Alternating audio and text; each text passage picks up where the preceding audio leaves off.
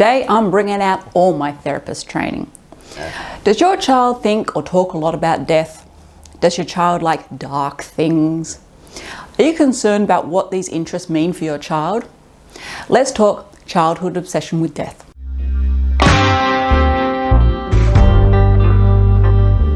Before you jump up and down exclaiming, how could my child possibly be interested in this stuff? Or you assume your child is depressed, let's just back it up a bit.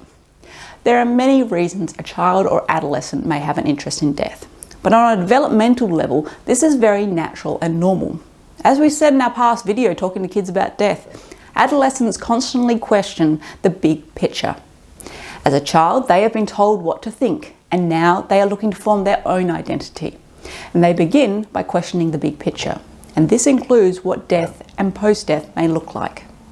It is important not to take your own biases into diagnosing your child. Try to remain objective. And with that, let's look at some of the reasons that it may look like your child is obsessed with death. Starting with the most obvious.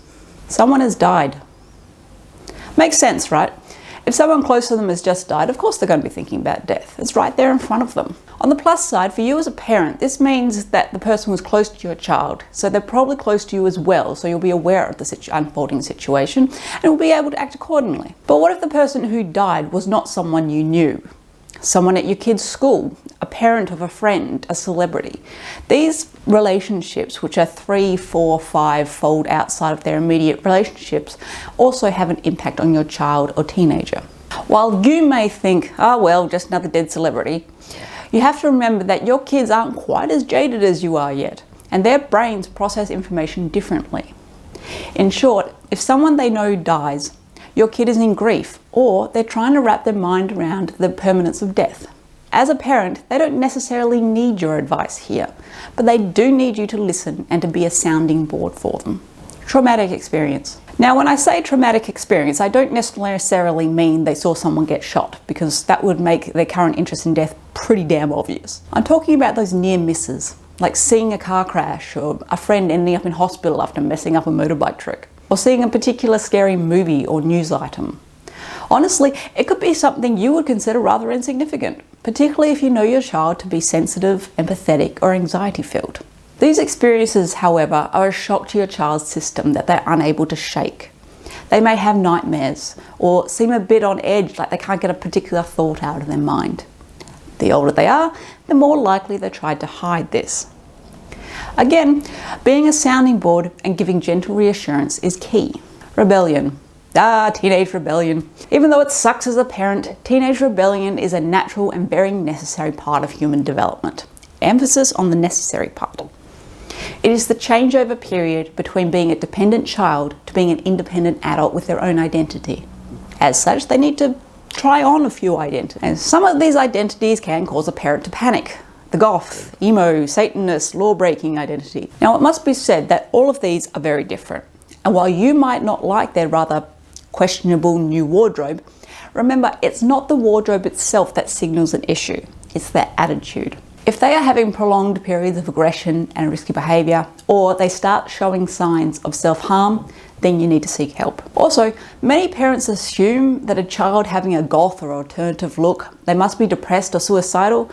And this isn't necessarily true, but they are likely to be feeling insecure, and this can lead to them being more susceptible to peer pressure and doing things that will make themselves feel better in the short term. But this won't come out of the blue. Your child was probably always insecure, and for whatever reason, you just didn't pick it up.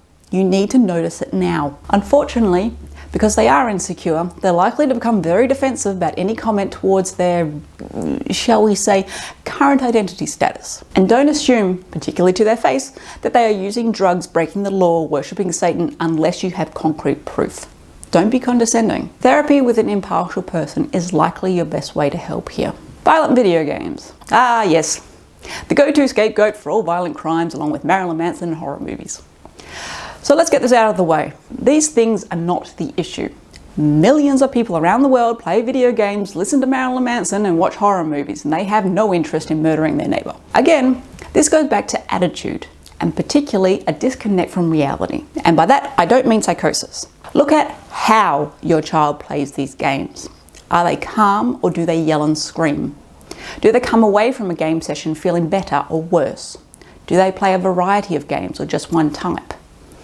Does their game time interfere with them being a functioning person? My point is, most people who play video games do it for fun, and it doesn't interfere with their functioning. It's just a hobby. But if your child is constantly angry when playing, along with an aggressive demeanour with their family and a collection of, say, knives, bingo, you got yourself a problem. And while this probably should have been picked up sooner, you need to find a way to get them professional help now. Interest in death. Surgery, taxidermy, cemeteries, all of these have death involved. You know what else they have in common? History. Now, you know your child, I hope. Are they a history buff? Do they like to read? Do they like to research? Have they always been interested in why people do what they do? If your kid is level-headed, upbeat, and excited about what they're learning, be proud of your kid. Ask questions about what they're learning. They probably have some great facts that they're just dying to tell someone. Along this line is true crime. And again, attitude is key, and that's why you need to have an open dialogue with your kids. When it comes to kids, or people in general for that matter, who have an interest in true crime, ask yourself, which part interests them more? The motive behind the crimes or the gory details? Is your child celebrating and idolizing these killers, or do they think of them as despicable monsters? If your kid is interested in the motives, investigation, and believes these perpetrators were wrong, you don't have much to worry about. Although they may become criminal investigators and have plenty of stories of their own, in which case, good luck at family Christmas dinners for the next 30 years. Suicidal intention. How would you know if your child or teenager is suicidal? If they're stockpiling drugs, weapons, ropes, or you somehow saw their internet history that's full of ways to make it happen, that's probably a strong red flag. But something that obvious is rare. Depression, anger, and sudden mood swings are all common signs, but they're also very common for this age group. Talking about feeling hopeless, particularly if they're doing so on social media, is something to watch for, as is the romanticization of death and self-harm. If they have been depressed for a long period of time and suddenly they're quite happy, that's another strong sign. There is plenty of information out there about the risks and warning signs, but the sad fact is that many give off no signs whatsoever. Suicidal thoughts are very common, but they're often fleeting. Talk to your kids and listen to your kids. Psychopathy or sadism. Oh joy, your worst nightmare.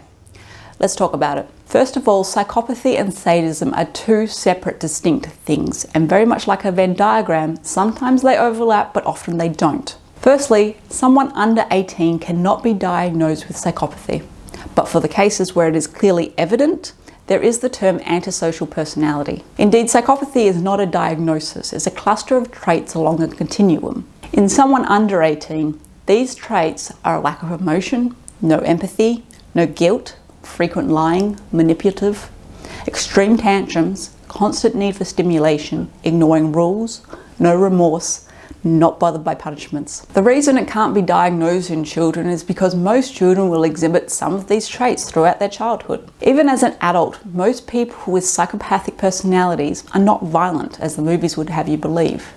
In fact, many would go on to be extremely successful in business and never commit a crime, because someone with psychopathy will do whatever they want to get what they want. And most people don't want to kill. Indeed, both serial killers have not been psychopaths. The problem arises when they also have sadistic personality, making them someone who wants to kill and has no hesitation in doing so. Sadistic personalities do gain pleasure and satisfaction from inflicting suffering and pain upon others. There is still the debate as to whether these two personality types are a nature or nurture kind of thing. Psychopaths will often report either neglect or violence as a child, or, on the other end, extreme overprotectiveness in childhood. But many people experience this, and they're not psychopaths. Many parents of psychopathic children report that their child showed no emotion, even as a baby. What does this mean for you as a parent?